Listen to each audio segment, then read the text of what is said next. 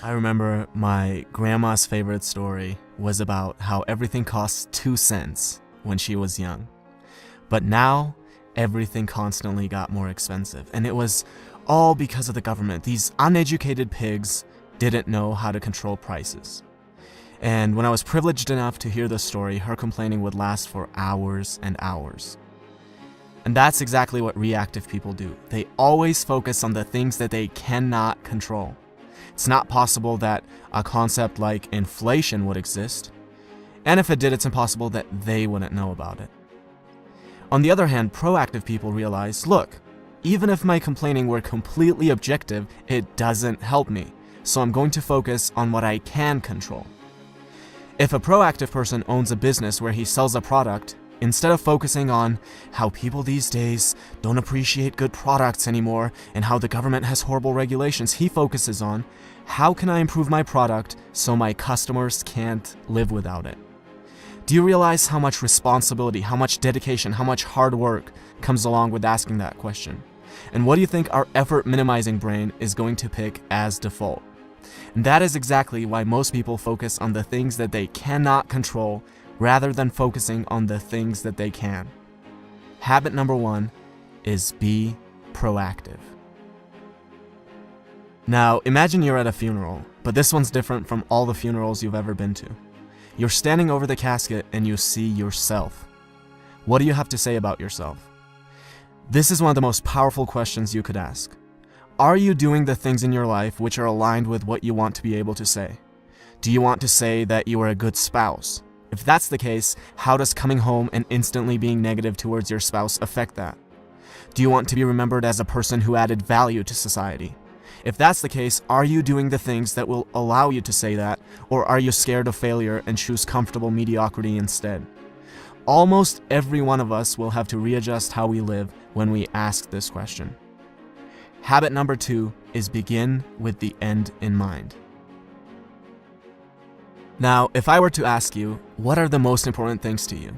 The most common answers I would get would be either your well-being or your relationships, your family, your spouse, your children. You would never ever say organizing papers or watching TV. But how many of us spend more time organizing papers and watching TV than planning our nutrition and going to the gym or cultivating a healthy family environment? There's a horrible disconnect between what we say and how we actually allocate our time. Habit number 3 is put first things first. Now, imagine you're an author and I'm an author, and we both write interesting books, and we both have access to an audience of about 100,000 people.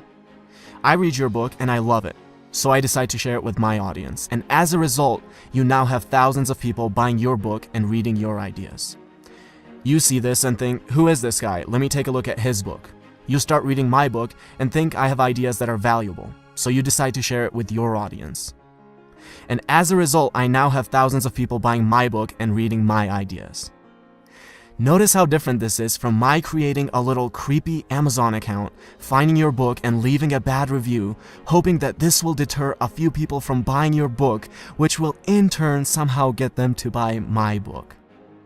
Habit number 4 is think win-win.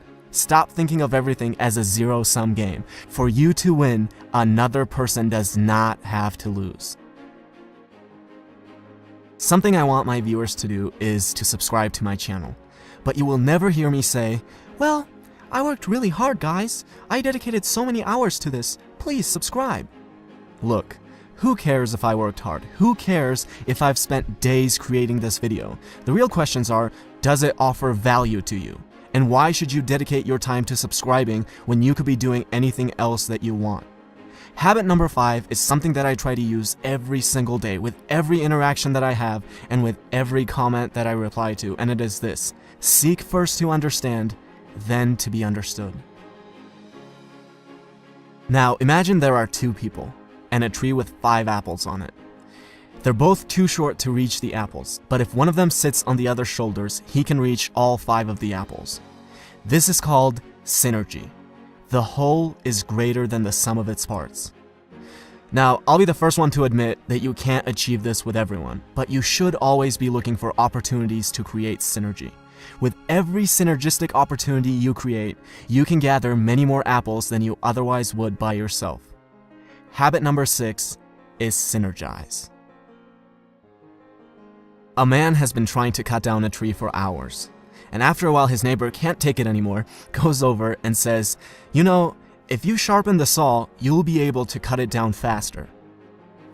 And the man replies, "But sharpening the saw is going to take time." Now, we might laugh at this story, but we do the same thing all the time. We can't find 30 minutes a day, 4 times a week, to go to the gym. Our health deteriorates to a point where we're physically incapable of being effective. We can't read a book for 15 minutes a day and mentally stimulate ourselves. No, these things take too much time. And then we have the audacity to ask for little tips and tricks on how to be effective. It's like telling your engineer, "Don't worry about the foundation, where can we get the magic bricks that will float in the air?" Habit number 7 is sharpen the saw. And these are the 7 habits of highly effective people by Stephen Covey.